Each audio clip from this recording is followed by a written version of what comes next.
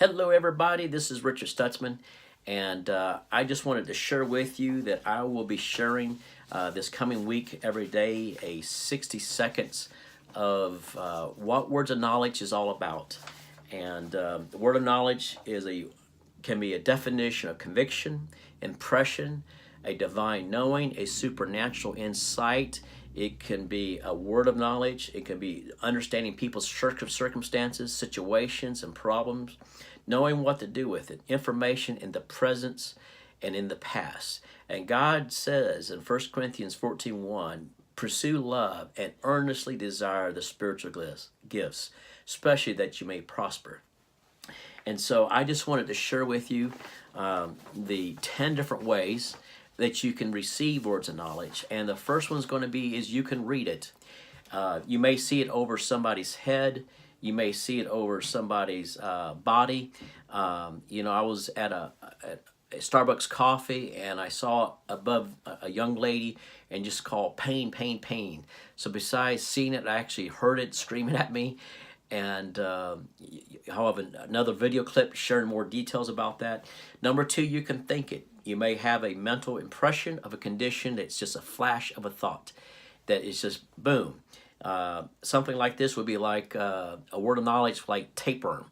You just thinking, and I'm thinking, why do I have a word of knowledge called tapeworm? And we were going on a mission trip to Mexico with Todd Bentley, with Rafa House. I did both, so both things happen all the time. So, and I just said, Lord, what is this? And she said, that's what this person's has the condition. And she came forward in the service, was divinely healed. Number three, you could actually see it. Sometimes you get a mental picture of it. Sometimes you see a body part. Sometimes you see a foot. It happened when I was at a McDonald's quickly and in Brazil. And the man had a right shoulder that was kind of like frozen in here, and God totally healed it. Number four, you could say it. Sometimes when you pray for somebody, it will immediately come out of your mouth thinking, Dear Jesus, I hope this is right. It kind of reminds me of the woman in Mexico, and I was trying to ask my interpreter what she wanted, and I just stepped in, and I said, would you like to lose weight? And I stepped back, and I said, Dear Jesus, did I just say that out loud? Man, I could get slapped for this. Guys, never do that. Never, never, never, never, never, never. But because I was obedient, that lady did lose weight, instant weight loss. So let me keep on going. Number five, you might be able to hear it in a small voice. As I was driving to healing rooms internally here in Asheville area, I heard the word Sam. And it just so happened is the definition. I didn't have any more than that, except it was something that was personal that happened to her. It's that she was hurt from this minister. And God wanted to release her because I believe that some of the condition she was having was because of unforgiveness. And God was able to minister her.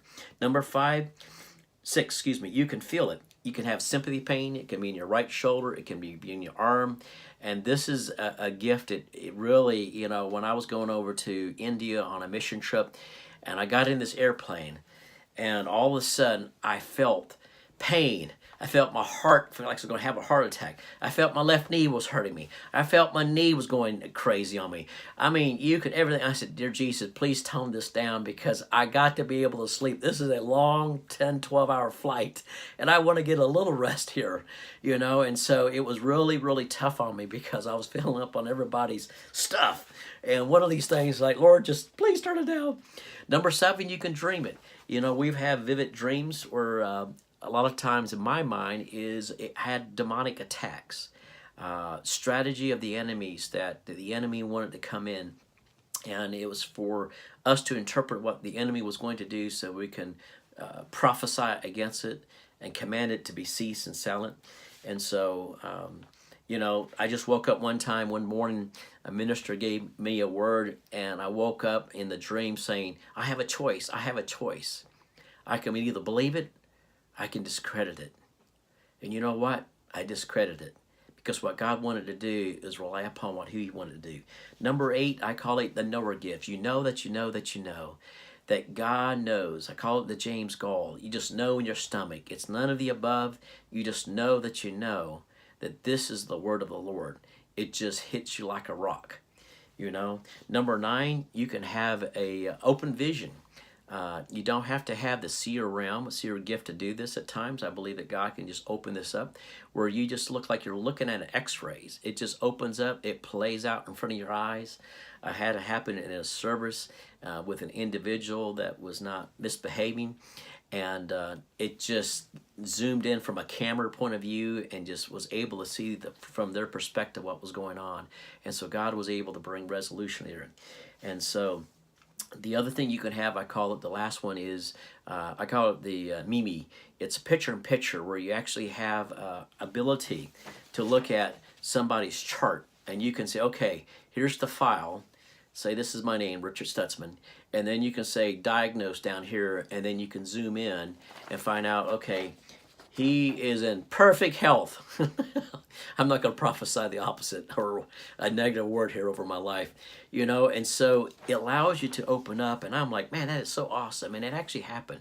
And so the more you talk about it, the more you people around, it is exciting. So this coming month, we're going to be having a teaching of this, and I hope you can come, glean from it, receive impartation, what God, goodness and mercy that he wants to do. So be blessed today. Talk to you later.